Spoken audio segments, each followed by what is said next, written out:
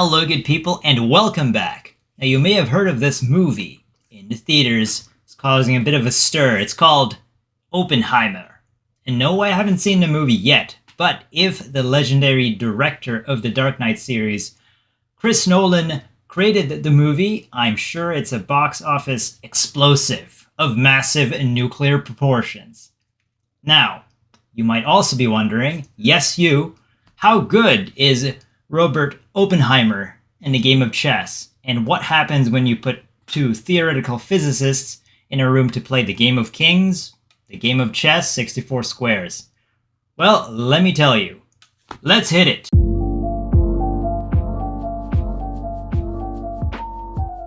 Welcome to Famous People and Chess, Level Up Edition. So this game took place in Princeton University in 1933 in the US of A. The white pieces belong to Albert Einstein, the father of the theory of relativity, and the black pieces belong to Robert Oppenheimer, of course, the father of the atomic bomb. Let's get to the game. Oh, before I begin and before I forget, if you do like this content, please hit the like and subscribe button if you haven't already. Let's get started. White plays with e4, the king's pawn, e5 by black, knight to f3 attacking, e5, knight to c6, defending e5. Bishop to b5, we have a Spanish game, Ruy Lopez. Just developing the bishop there. a6, a natural continuation, fending off the bishop. Bishop to a4, b5, Luft, and developing here, potentially. These guys know their chess, like their theoretical physics, I hope.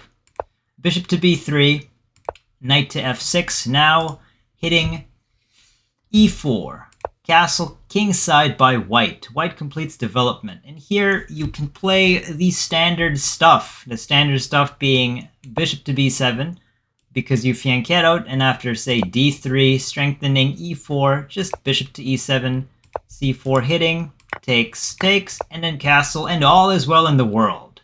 But after Einstein castled, Robert Oppenheimer wanted to create some chaos by knight to e4. It's not an uncommon move trying to take that, but it does give away some tempo, some time, and potentially some space. You got to play accurate here. Rook to e1 with Albert Einstein's idea of hitting e4 and hitting e5, and the king being uncastled. Well, Oppenheimer protects with d5. Now, a4 was played by white, which looks very natural because if takes, you can open up the a file, but that is actually a very big blunder. Oppenheimer plays b4, but Oppenheimer could have lethally injected the move bishop to c5, hitting f2, and now hitting that twice. And the thing is, if you try to protect, well, simply takes. And after takes, you could take there. And after king takes, the big problem is all these pieces at the queen side, including the queen herself, are underdeveloped even though white is up a piece. You just simply push e4. And the thing is, if you go to knight to g1, well, there's queen to h4, check. After pushes, now you give a check here. And the awkward part about that is the best defense is actually to give up the knight. If king goes to e1, you have the natural bishop to g4. Oh no, well, oh no, your knight. You got to give up your knight, and after takes, well, you lose your queen. So going back to that, after king took on f2, e4 push, if the knight goes here, it's also game over because, well, not so game over yet, but a big hit in the face with queen to h4. After king goes down, you give a check, and after that, you give up your knight. And in this position, black is up strategically and materially. Anyways, instead, Oppenheimer opts for b4. What he thought was strategically superior is actually, well, an okay move, but doesn't do much. Here, d3 was played, kicking the knight, developing the bishop. Knight to c5, trying to gain counterplay by hitting this the light squared bishop here. The problem with this, though, is the king is in the middle. King is ready to get nuked. Yeah. So after that move, knight takes on e5. With the knight capturing on e5, it's also hitting the knight here and threatening discoveries. The king is bare in the middle there. So knight moves to e7. But now you have queen to f3, threatening checkmate, also hitting on d5. Mind you, the king is in the middle with potential discoveries. I like to draw lines.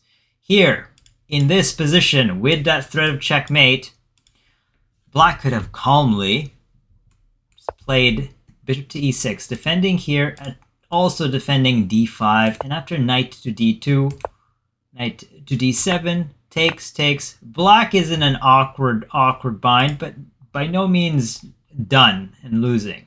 Instead, Oppenheimer plays f6, which is a mistake in the nuclear proportions because of the light square weaknesses here, starting with a check on queen to h5. This is one of those positions when you're younger where you play as black and inadvertently push f6, not quite with the rook here on e1, but the problem with that is pins, and you get schooled if your opponent knows some basic tactics. So you can't really do much here. If you block here, there is a discovery. So Oppenheimer plays g6, a bit like a noob, but now knight takes on g6. You can't take because your king is on prise. That'd be illegal. After h takes on g6, that's a goodbye rook. And now you finally take that sniper of a bishop. But after c takes b3, queen to d6 was played by Oppenheimer, trying to survive. Here, bishop to h6, pinning that bishop. And now you cannot defend that bishop sensibly because this knight is still pinned. So Oppenheimer goes to his bunker to center the board at d7. But now bishop takes on f8, pinning the knight there with the queen.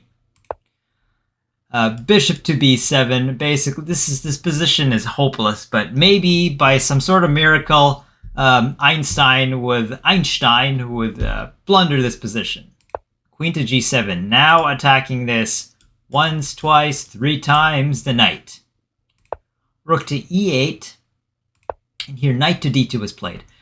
Albert Einstein, as I say it, is preparing an assault to open up the file here. c5, trying to push.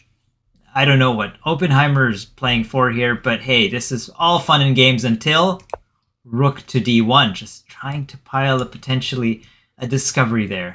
a5 was played, and here comes the nuclear ballistic intercontinental. I butchered that opening, and you can't do much because you have to move your queen out of the way, out of protecting e7.